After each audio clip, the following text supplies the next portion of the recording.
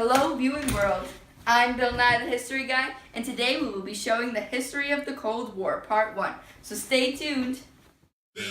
History.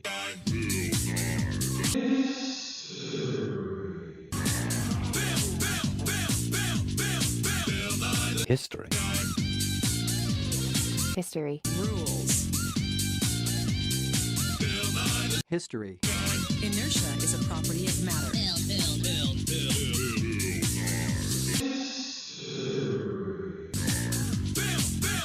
T minus 7 seconds. History. World War II, one of the most devastating wars in U.S. history. Adolf Hitler rose to power in an alliance called the Axis powers. They fought against the Allies, Great Britain, Soviet Union, and the United States. Towards the end of the war, Hitler's German Empire was defeated. Leaders Winston Churchill, Franklin Roosevelt, and Joseph Stalin met at the Yalta Conference after the war in Europe came to an end to determine the fate of Germany and Poland. Tensions had already been high between Communist Russia and the U.S. Let's just say they had their differences. So we've already decided that Germany is being split into East and West Germany. East Germany going to the Soviets and West Germany going to America, Britain, and France. But the question is, what do we do with Poland? So you give me $20 billion in war damages. Stalin, we already established that was a no. N-O. Please, just a little 20 billion. No. Well, at least give me Poland. They can serve as a little security blanket for Russia. No. Poland is not becoming communist. But why should they be democratic? Democracy is ridiculous. Really? You want to say that, Mr. Joseph Stalin? Guys. Why don't we have Poland hold its own elections to establish if it wants to be democratic or communist? Fine. Whatever. The dispute for Poland would go on for a while after Yalta. After Roosevelt's death, Truman became president and met with Stalin at another conference still disputing about Poland. Eventually, Stalin went against agreements and refused to let Poland take a vote in their government. Poland soon after became a satellite nation.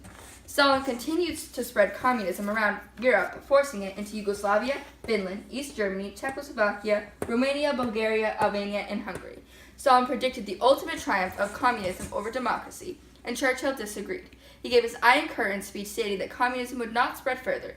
The U.S. soon followed this idea and created a new foreign policy designed to stop the spread of communism. With it came other new foreign policies such as the Truman Doctrine and the Marshall Plan. Perfect. The Truman Doctrine. With this doctrine, we will provide help and support any nation resisting communism. Stop the spread of communism! Here's another plan for you to sign, sir. Oh, of course! Who could forget the Marshall Plan? A plan designed to help Europe recover from the devastation of World War II. Once they come up with a plan for economic recovery, we will support that plan with financial aid. This not only improves Europe's economies, but also helps develop stable democracies there, so communism won't spread. Stop the spread of communism! Now that the U.S. was specifically trying to stop the Soviet Union from spreading, an indirect war developed between the two. This was called the Cold War because there were never any direct battles between the U.S. and Russia. Instead, it was more of a battle of ideas instead of an arms race. Both countries were trying to develop newer weapons faster than the other. The whole war was basically like a game of, I'm not actually touching you. Touching you? She's touching me. She's touching me. I'm not touching you. You're touching me. Not touching. Touching me. In fear of a Soviet Union attack, few countries took precautionary measures. Canada, Belgium, Britain, Denmark, France, Iceland, Italy, Luxembourg, the Netherlands, Norway, Portugal, and the United States formed the North Atlantic Treaty Organization, or NATO, as a form of collective security. The Soviets responded by forming the Warsaw Pact with all of the European satellite nations. Way to go, guys. Now we can't attack each other. And if the Soviet Union attacks us, we'll fight back together. Go NATO. Yay, NATO. Yay, collective security. What?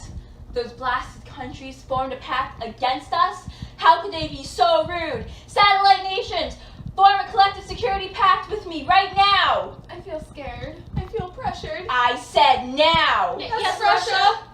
I guess we'll form the Warsaw Pact with you. Ha ha ha. Who's special now, NATO? Not you. That's who. Truman soon received evidence that the Soviet Union had successfully tested an atomic bomb. Oh no! Truman then approved the hydrogen bomb, a bomb that would be much more destructive than the atomic bomb. Ah! Truman also organized the Federal Civil Defense Administration. They helped inform citizens on how to survive a nuclear attack, especially with their TV programs and posters. Many people built bomb shelters and practiced air raid drills in schools. Oh no, it's coming! There was a turtle by the name of Bert, and Bert the turtle was very alert. When danger threatened him, he never got hurt. He knew just what to do. He ducked and covered, ducked. U.S., people began to fear communism more and more. People were so afraid that they put people on trial if you were or were at some point a part of the Communist Party. Many began to question the loyalty of U.S. citizens, and many people believed many others to be spies.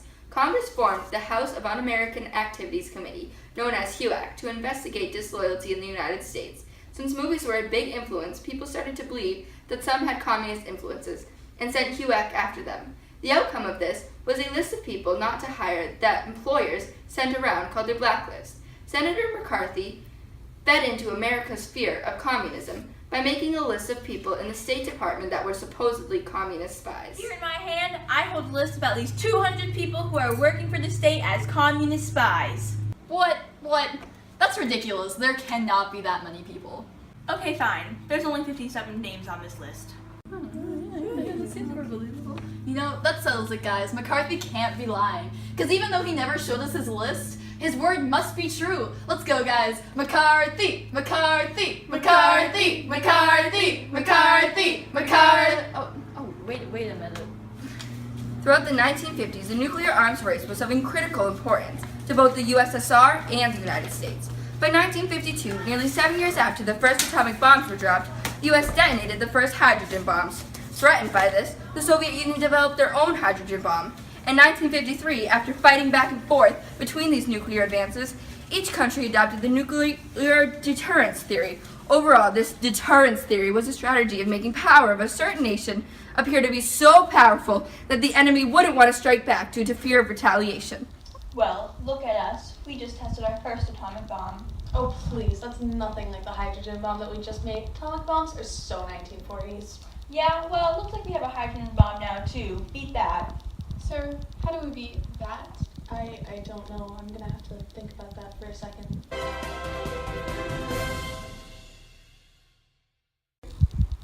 This just in. The Soviet Union has just launched the world's first ICBM.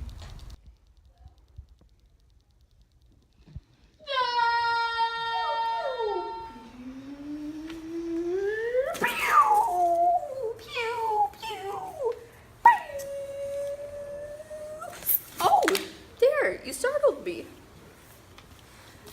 The intercontinental ballistic missiles, or ICBMs, were extremely powerful guided missiles capable of delivering one or more nuclear warheads at a range of over 5,500 kilometers. You know, maybe we should really lay off on all these nuclear weapons. Could really damage the world. As a result of this constant fear, a military doctrine known as MAD, or Mutual Assured Destruction, was created. This doctrine stated that the full-scale use of nuclear weapons would ensure the complete annihilation of the attacker and the defender, overall assuring the end of the world. If the Cold War was to become a nuclear war, thankfully that fear never rang true, as the Cold War ended in 1991, without having to go to nuclear war. How is that so? Well, you'll just have to wait and see. Thank you for watching. I'm Bill Nye, the History Guy, and be sure to join me next week in the History of the Cold War Part 2. All around me are familiar faces, worn out places, worn out faces.